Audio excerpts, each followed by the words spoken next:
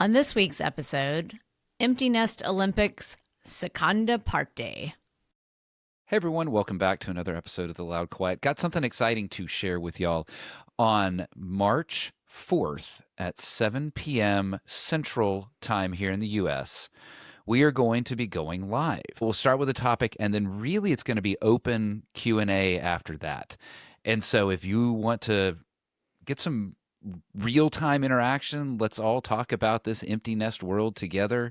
That will be March 4th at 7 p.m. Central Time here in the U.S. And if you guys have suggestions or ideas of a topic, shoot us that, in the Facebook group. If not, we have plenty that we can come up with, so we will pick one out and go from there. Something new that we're going to start trying. But today we thought we'd talk about something related to the Olympics. We did this 2 years ago after the Summer Olympics. We did an empty nester Olympic check-in, and it's actually a chapter in the book.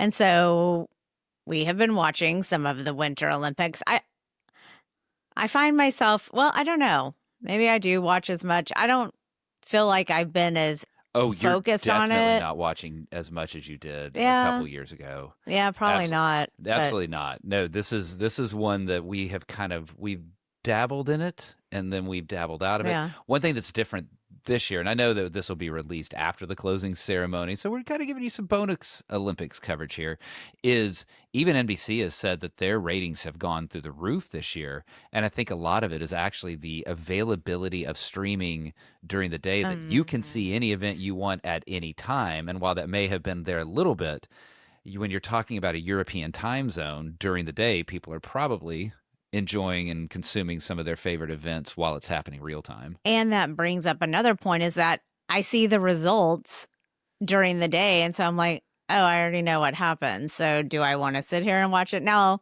we did last night watch the ice skating because I already knew what had happened. We both, I think, knew. No, last night we knew what had happened, but we wanted to see why it happened. And to see the reaction. To some degree, not maybe the result was known, but not how people reacted, and just because so much of the Olympics are emotion, which I think is why we decided that Empty Nest Olympics was something that we wanted to grant medals to each other. Well, not to each other, to ourselves as a couple. And I think we'd encourage y'all the same way. This is a great conversation to have with the person you're sharing the empty nest with. Where do you rank yourselves on these events? And we did. We went back and did the same categories that we did. And we'll tell you how we did 2 years ago. Okay, the first one is maintaining and making new friends. And so 2 years ago, you granted yourself the gold, and I granted myself the silver in this category. Granted. Wait, I want you to say that again. Yeah, granted. I don't think I said it quite like that. Well, that was something that had happened right about that time frame is we had just started a new life group. And I think we even commented, it's kind of a slow start, but we've got this new thing. And so I think that may have been why I was thinking silver is that, it's still, especially as a guy, I'm not great about seeking new friendships and that aspect of it. And you've talked about the gold, right? Was you've got your group of friends, especially the cheer moms that have maintained that relationship with you throughout the years, that a gold medal for Clancy made a lot of sense.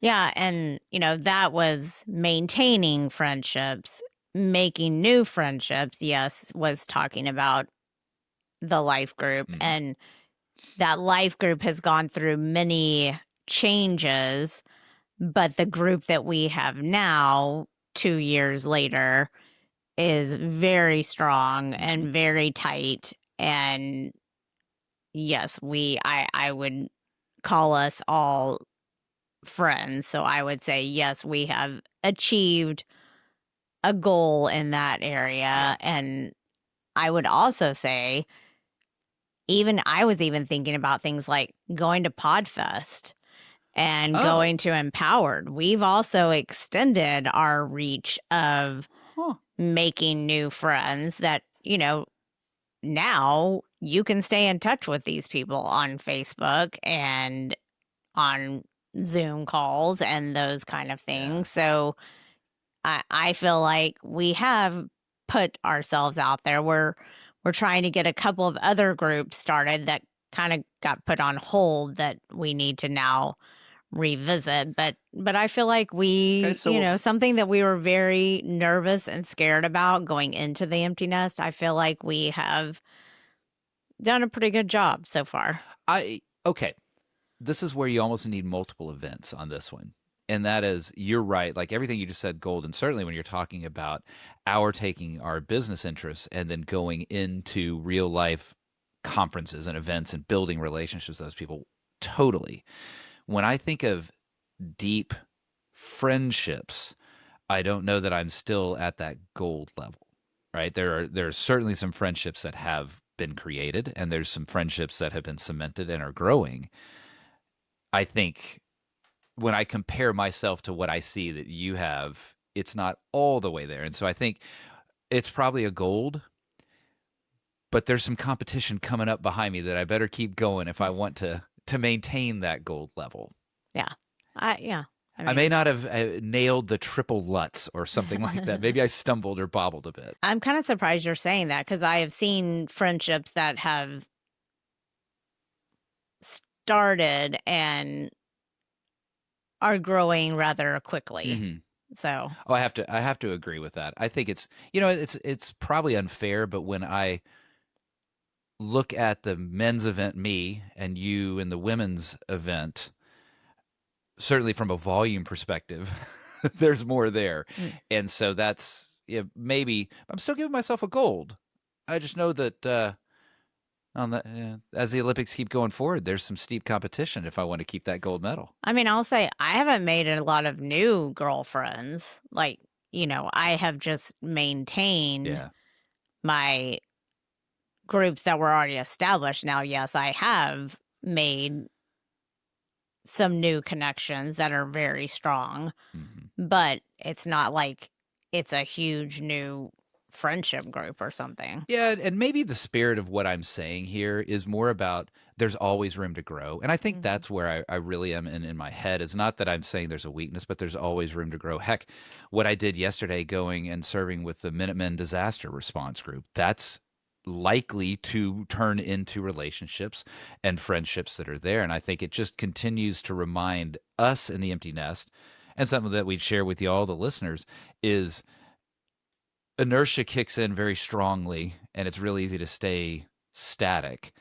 It's the choosing to do something new that helps grow in categories in this Olympic event. Okay, well, now that you mentioned that, I want to go to discovering new hobbies, because I feel like hobby may not be the right word for that, but I do feel like that is something, what is a hobby? It's something that you're now devoting time to. Yeah, I like the word interest. So, yes, you have now.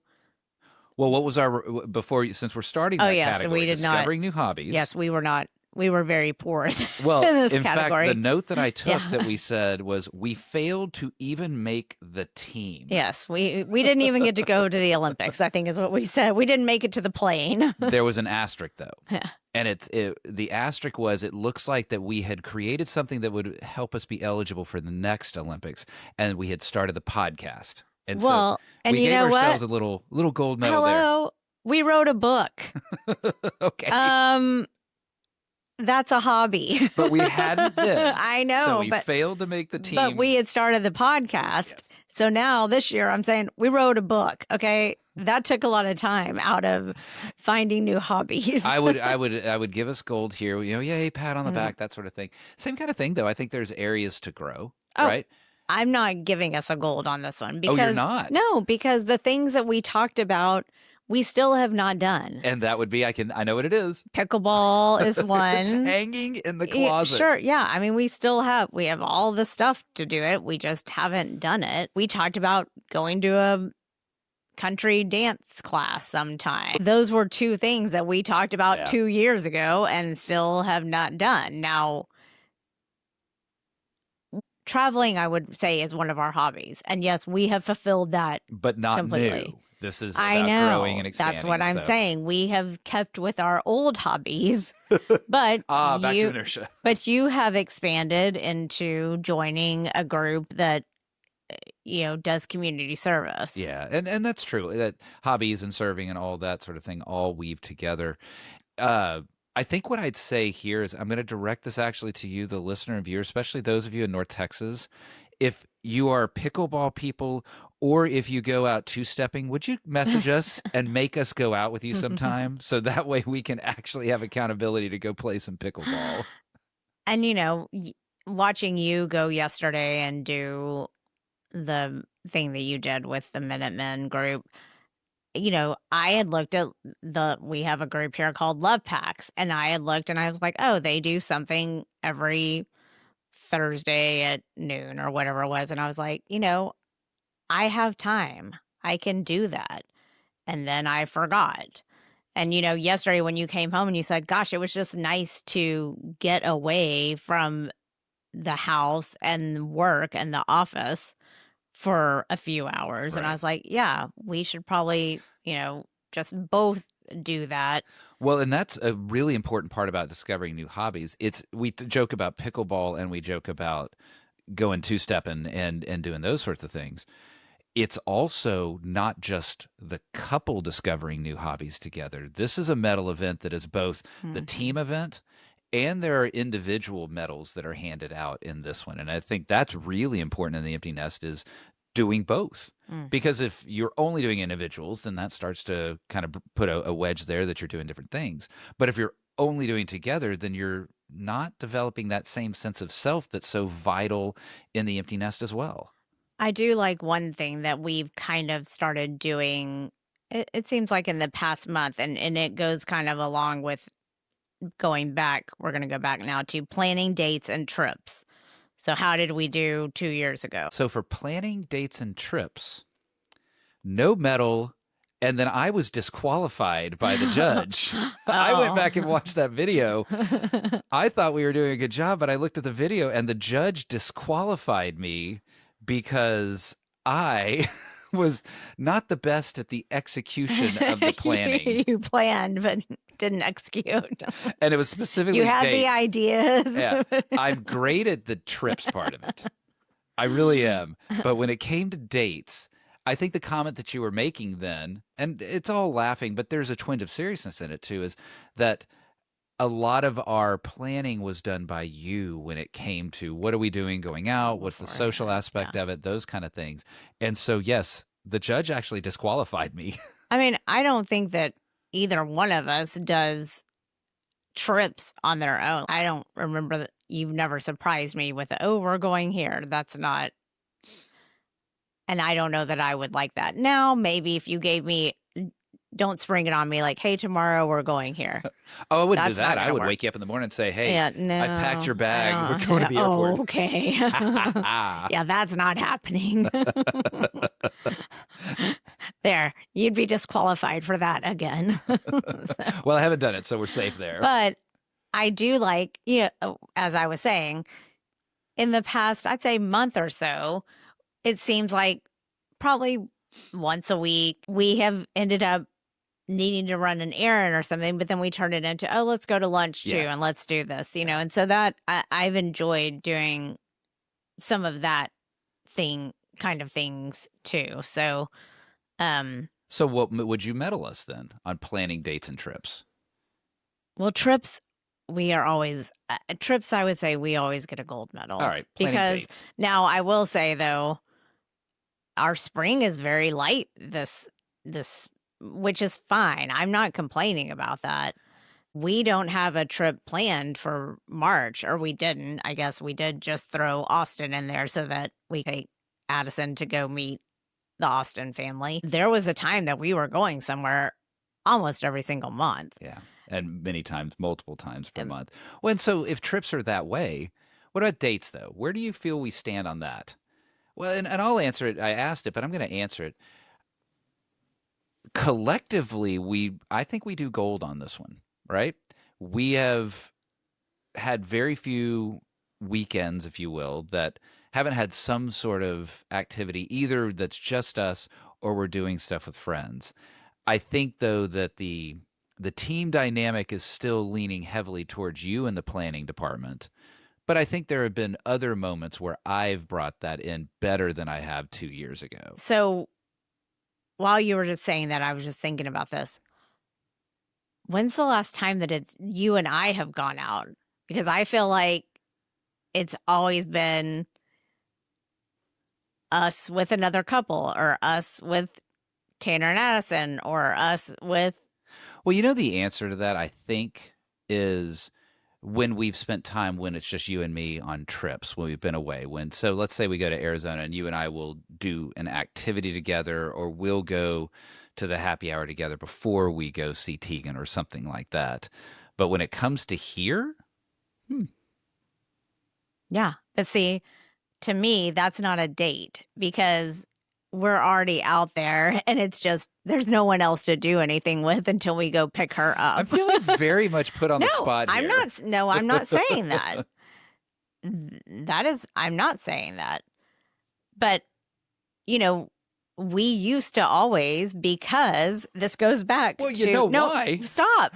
Because we've made friends. Yeah, I know. That's what I'm saying. We have. So is the answer don't make friends so that you can still go out together as a couple? It used to be that first, year of empty nesting, or whatever it was, 6 months.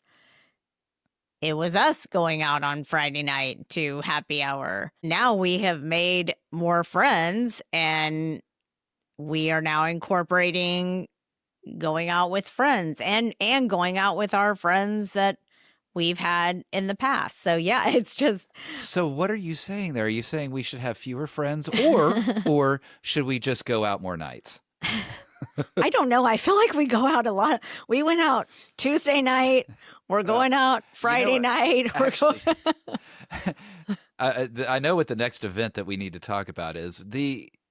I'm realizing what a lot of our dates, though, what we do is we actually stay in because we've gone out with friends. Then we make a drink. We sit up at the bar together. We talk together. So the location is not going out, but the activity is that kind of couples element to it. I'm not saying that that's enough. I think that it is good for us to actually go out together.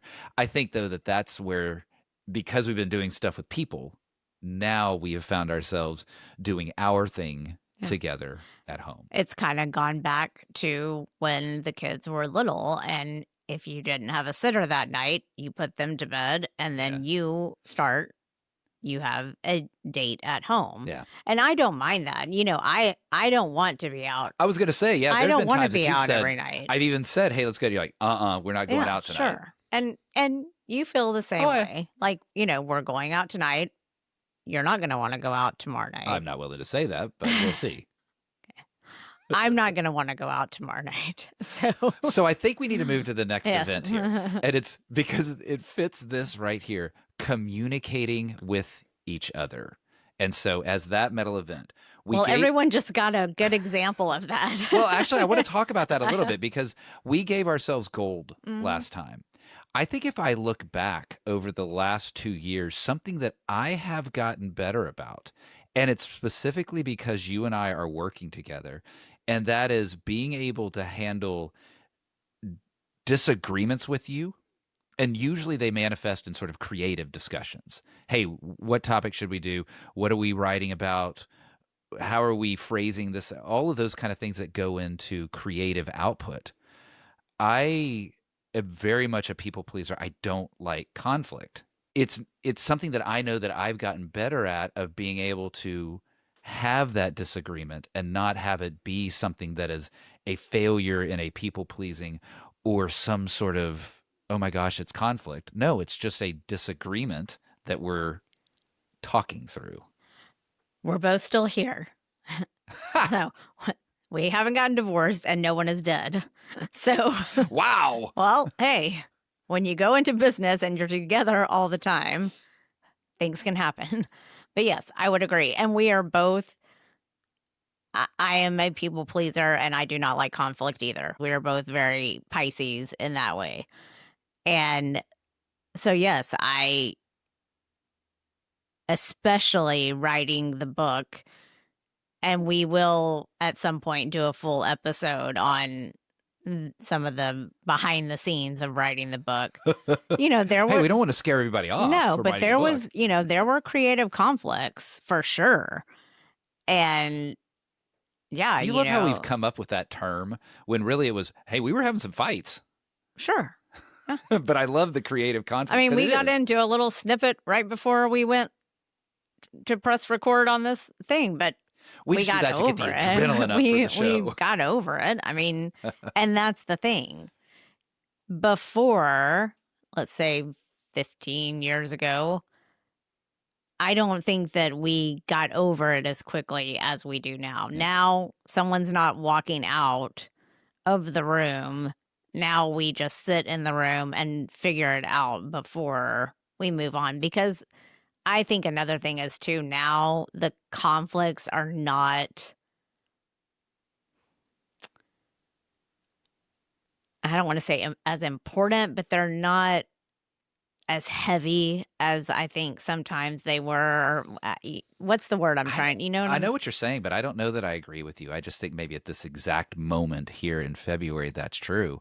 But in the empty nest, we've had some healthy conversations that have had serious topics. They are different than the ones that we've had. They don't involve kids as much. They don't involve necessarily like career choices and finances nearly as much as they used to. But here's what I'll say.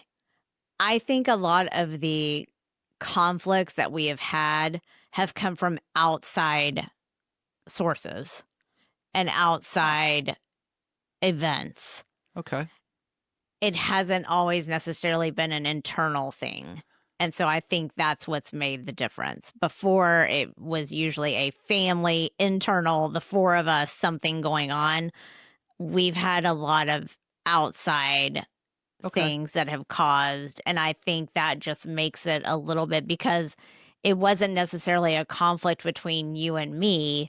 It was a conflict of how do we get through this? Yeah, and how and what are our intents as we go through that? That's an interesting observation. I would need to think on that a bit. It feels right though, and it probably comes from being married for multiple decades. Yeah. And although, it's not that I know everything about you. I learn new things about you all the time, which is a delight here in the empty nest. Well, and I think, too, being in your 50s, you just don't care as much anymore about certain things. So it's a lot easier to just move past stuff. Yeah, that is true. Than, well, let's go to our last event. And so just to recap, everyone, we had maintaining and making friends, discovering new hobbies, planning dates and trips, communicating with each other, and then the final event, dreaming about the future.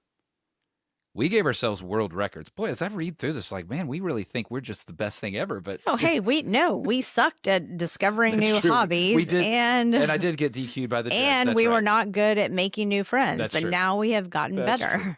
Well, this one and I would agree with this. Here, I'll say this. When you go to the Olympics, you want to if you don't do well the first time, you hope you get to come back and do better the next time. That's true. None of us got removed from the Olympics this time, to your point earlier. Yes. But that's it. Yeah, dreaming about the future, world record. Would you say that is the same award that you would give yourself now?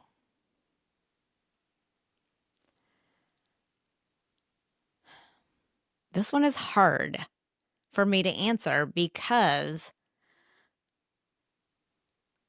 I feel like we're in it almost. I don't know how to explain it. We were at that time. No, we hadn't even thought about writing a book, and we hadn't even thought about making this podcast really anything other than just more a conversation than just between us. Yeah. And so I don't know that we really discussed that then. Now we have this thing And yes, we do talk about where we would like for it to go. I just feel like before dreaming about the future, we're like, where do we want to live? Where do we want to travel? Where do we want to, that kind of thing.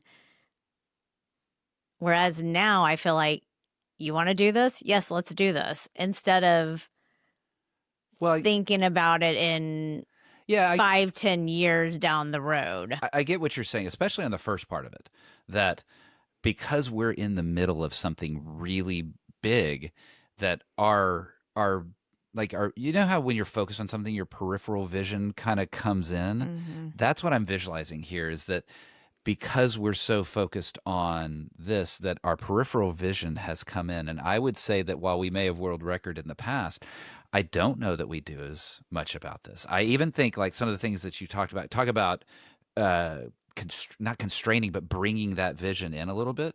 Some of the things that were more wide open through the choices of others, and specifically I'm speaking of our children, and the fact that we want to live near where our children choose to live, well, that has started to come into greater focus, and therefore it's not as wide open of the choices that we could potentially dream about. It doesn't look like that our children are going to set up in Florence, and therefore we aren't going to get the villa in Tuscany. Not permanently, no.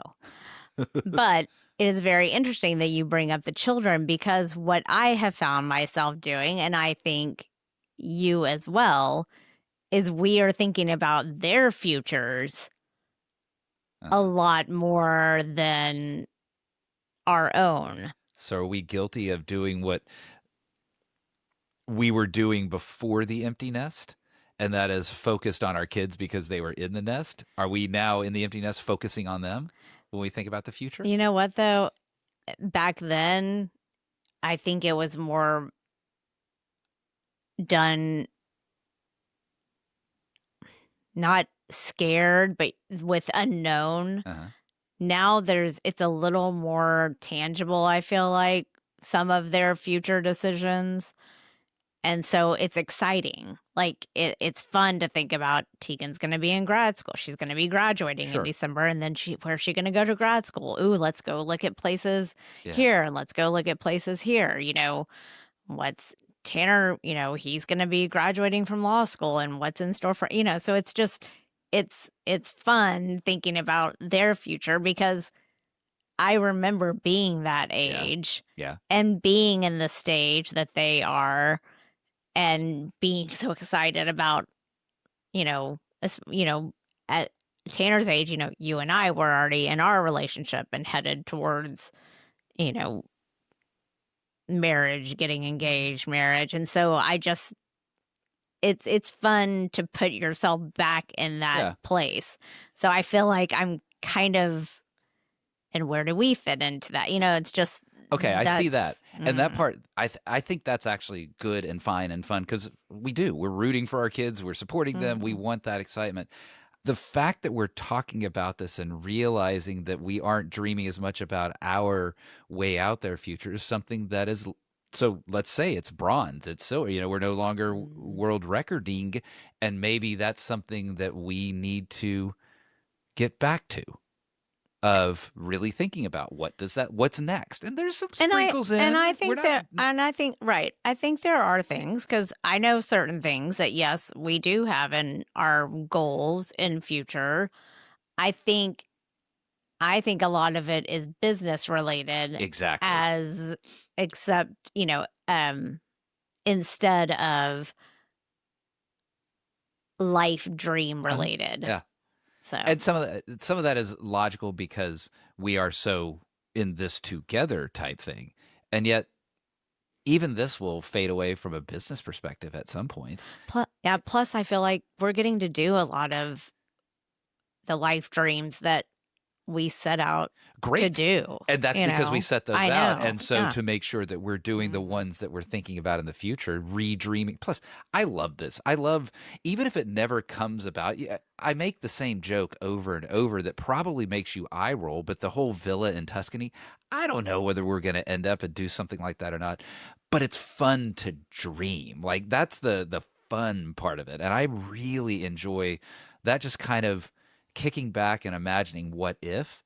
And I think calling this event Back to Mine reminds me, yeah, maybe we need a little more what ifs. Mm-hmm. Yeah. All right.